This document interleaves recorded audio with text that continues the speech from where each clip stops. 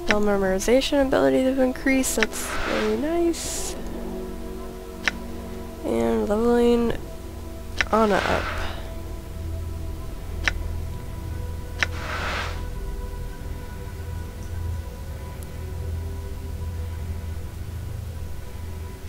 I think she probably needs to find a thief trainer to get this stuff increased.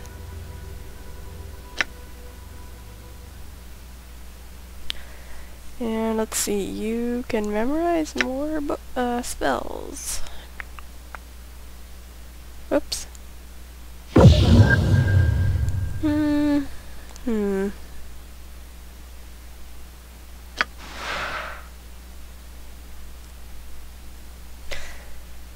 Zerthimon's teachings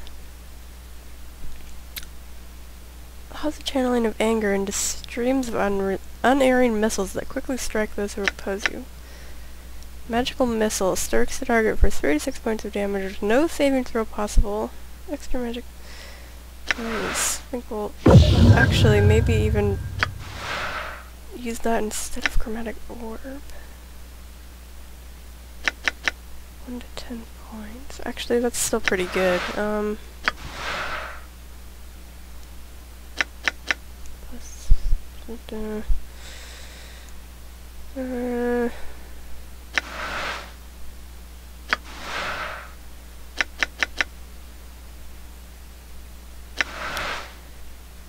I haven't memorized more offensive stuff. I think that would be better. Blood Bridge. Ice Knife is a pretty good spell. Power 1. I think, yeah. Another Ice Knife, that's pretty good. 2 to 8 points per dagger.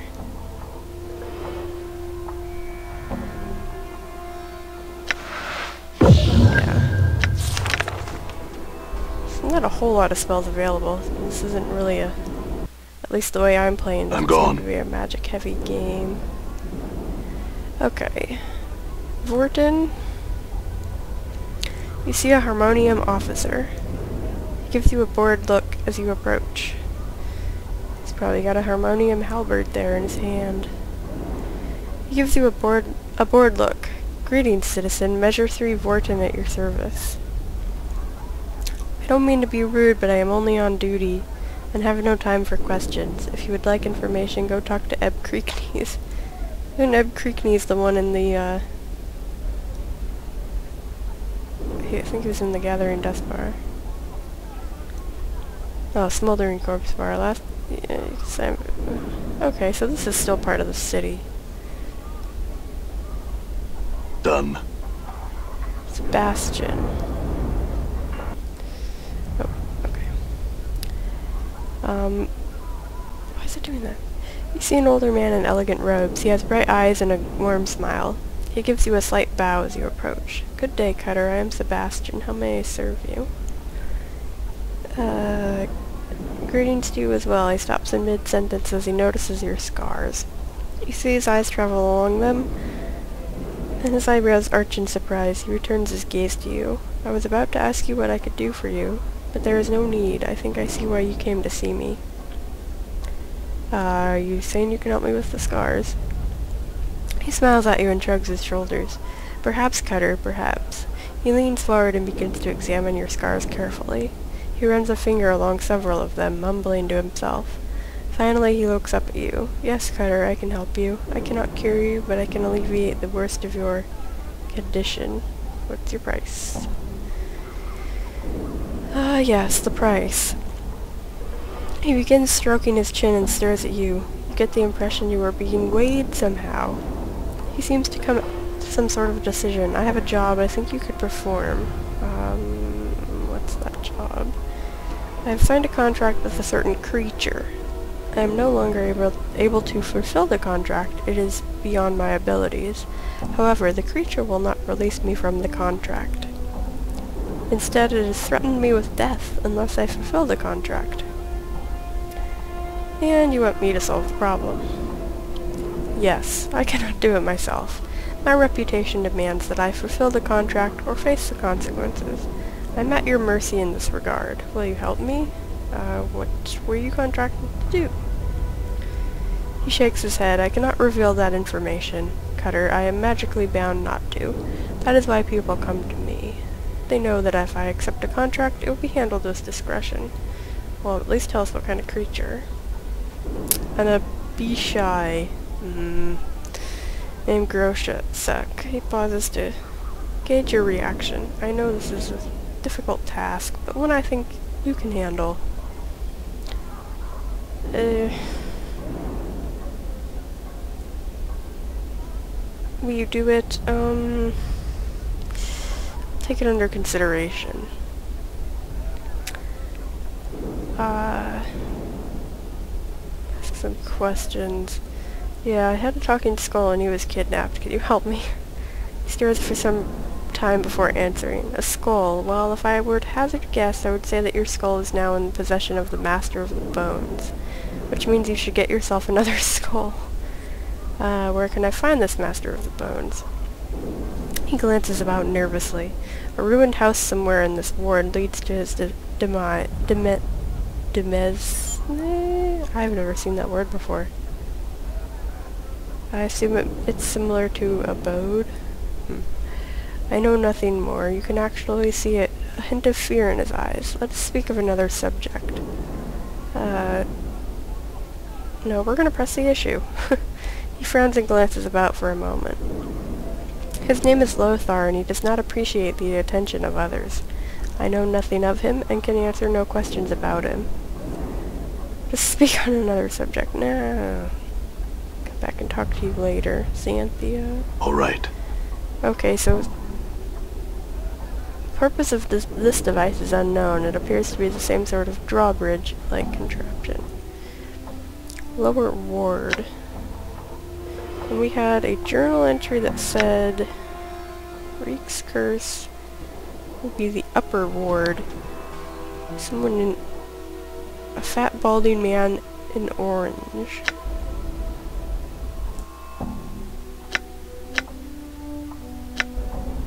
All right. Done. Lower ward townsperson. Done. This is quite pretty, the way that's... Oh, what are you guys? Ooh. Zerb, Court, Thorpe. Byron Pickett. Are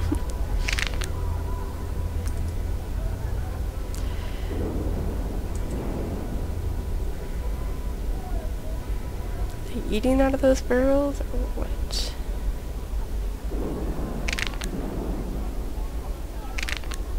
All right. What's the neck popping, guys? Ooh, there's useful stuff in there.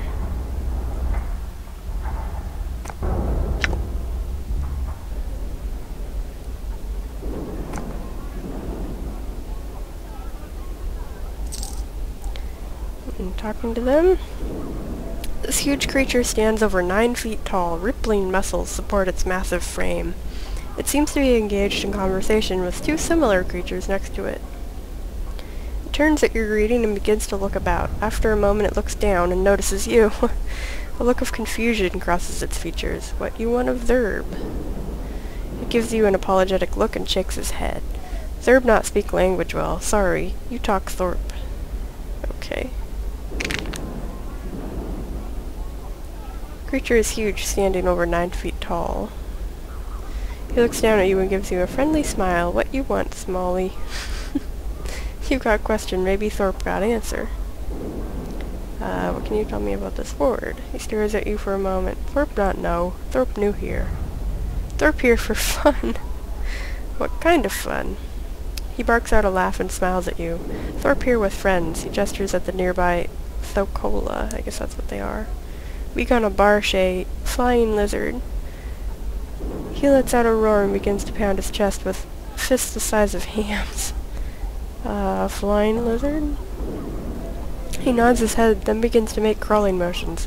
Lizard, you know, but it fly. He begins to flap his arms like a huge misshapen bird. Eventually he settles down and looks at you expectantly. You mean a dragon?